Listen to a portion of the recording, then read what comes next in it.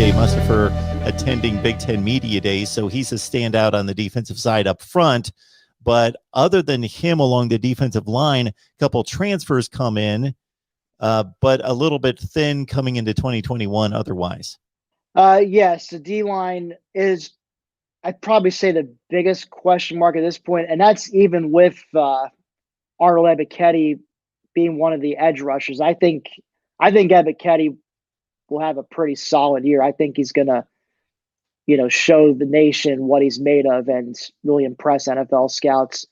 Unfortunately, it sounds like his fellow edge rusher, Adisa Isaac, has been spotted in a boot at practices lately. And the word is he may not see much playing time this year as a result. So, a thin unit just took a hit right there. So we'll see who ends up replacing him there. But, in the middle, you do have PJ Mustipher. I'm also pretty high on the other transfer coming in, Derek Tangelo.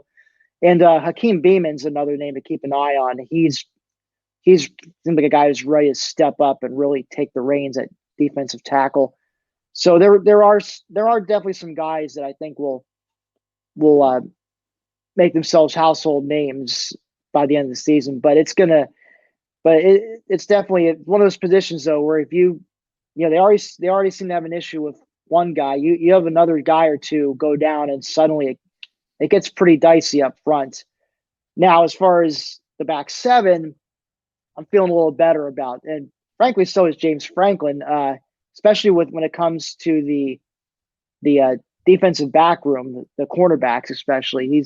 He's similar to the running back room. He says he would stack his corners up against any other programs out there. And with good reason. Got Tariq Castro-Fields coming back for an extra season thanks to COVID, and they've also added some guys. Johnny Dixon, South Carolina transfer. He very well may end up being the other starter. Then behind him, we got Marquise Wilson. Also got Keaton Ellis, who he did move to safety last year. Maybe he'll stick to safety, but he can also go back and play corner. And so, they got a lot to work with back there. And at the linebacker spot, they may not be deep necessarily, but I'm really excited to see what Brandon Smith and Curtis Jacobs especially do out there as starters. Jacobs really flashed his talent last season, especially towards the end. And Brandon Smith now in the Sam linebacker spot, he'll to allow him free reign to just go after the quarterback and on blitzes and just kind of fly around out there like LeVar Arrington used to. That it's going to be exciting to see. Brandon, I think, finally achieve his full potential on the field.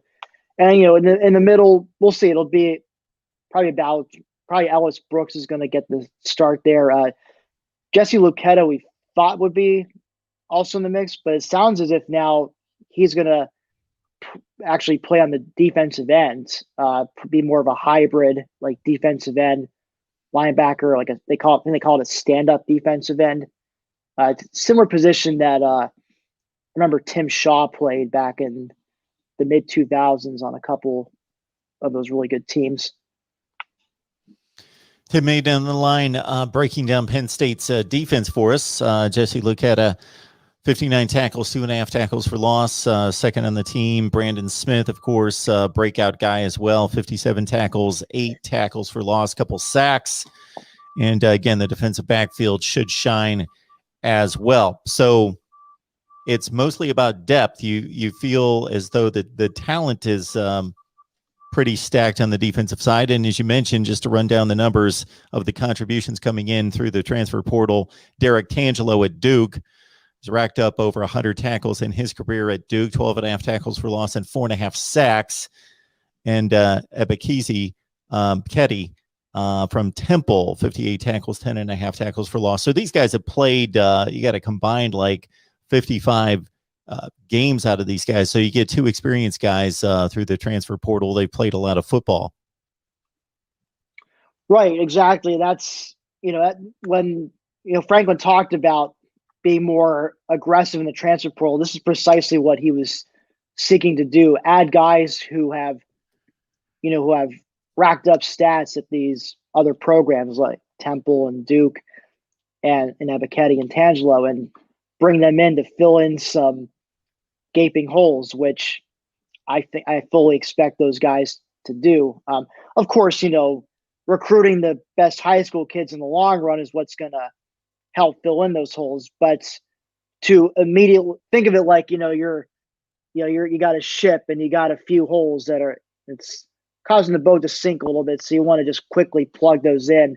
And that's where, that's what the Ebiketie and Tangelo and, other transfers they brought in are helping to do. Just keep those holes plugged in and keep the boat from really starting to sink.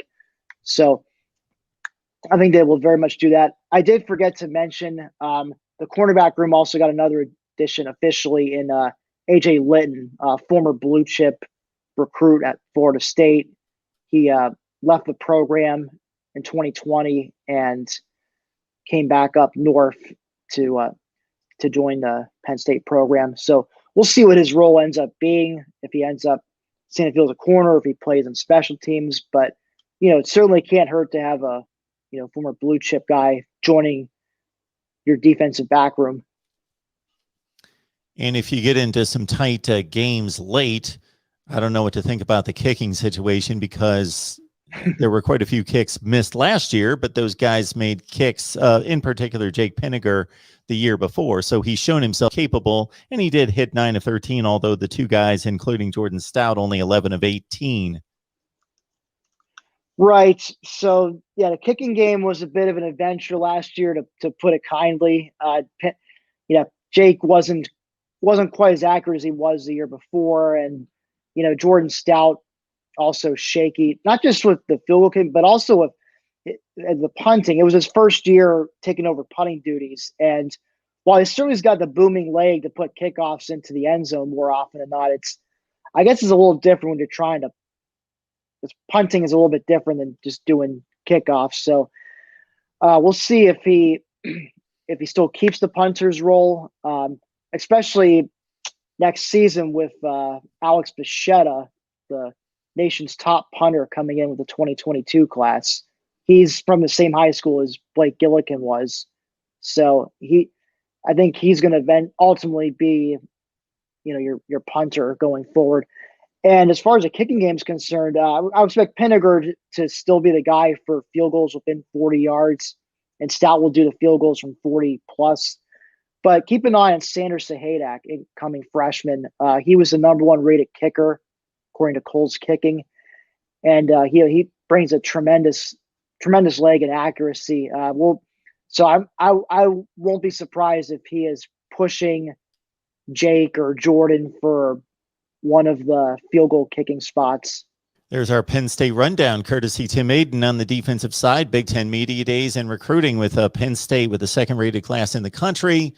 As Tim outlined, don't necessarily expect it to stay there, but it's been well fortified as most likely a top 10 class with 21 hard commits.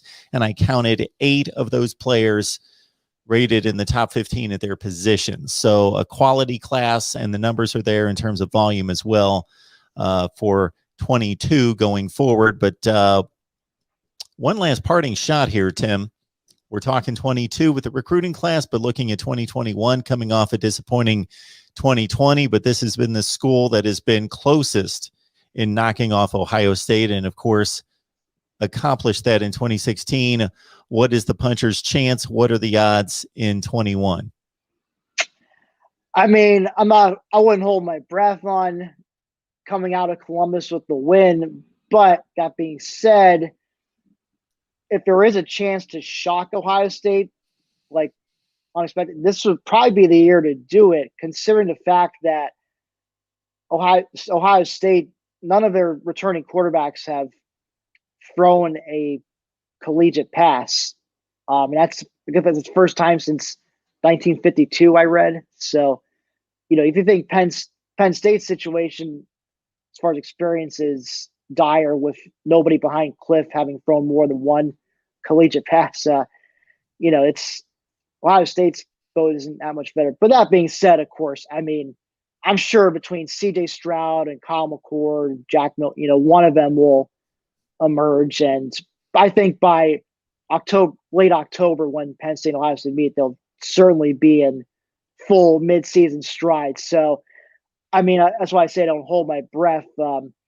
But that being said, if we'll say if Yurcich if Cliff is adapting well to Yurcich's system and that offense is in sync by the time they go to Columbus, and if say the defense especially, I mean, I'll say it, for all the struggle the offense had early on last year, the defense was probably the absolute worst. I mean, I couldn't tell you how many times they seemed to be out of position or missing tackles, just so unlike a Penn State defense you're used to seeing.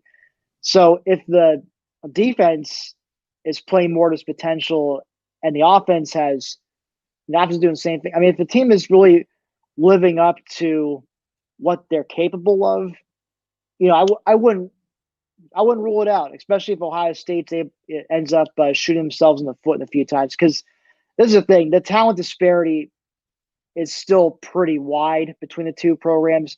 So it's one of those things like, yes, Penn State's got to bring their A game. And Ohio State, though, also has to shoot itself in the foot a few times, and which Penn State would take advantage of. So who knows? I mean, if you ask me, I think Ohio State, just off the top of my head, I think Ohio State wins by, 10 to 14 points. But, that's why they play these games on the field and not on paper. I don't think there's any question while people are looking at Oregon to knock off Ohio State possibly, and within the conference, Indiana, based on what happened last season, that Penn State has been the closest. It's not even been close in regards to the evaluation of everybody else in the Big Ten versus Ohio State. Penn State's been the one team to put them on the ropes, especially those, of course, 2017 and 18 games, and 19 to a certain extent. Tim Aiden, Black Shoe Diaries, SB Nation, breaking down the Nittany Lions for us. Will be intriguing to see if Penn State can bounce back here in 2021. Tim, we always appreciate the conversation and always look forward to seeing you. Oh, sure thing, Mark. Thanks for having me.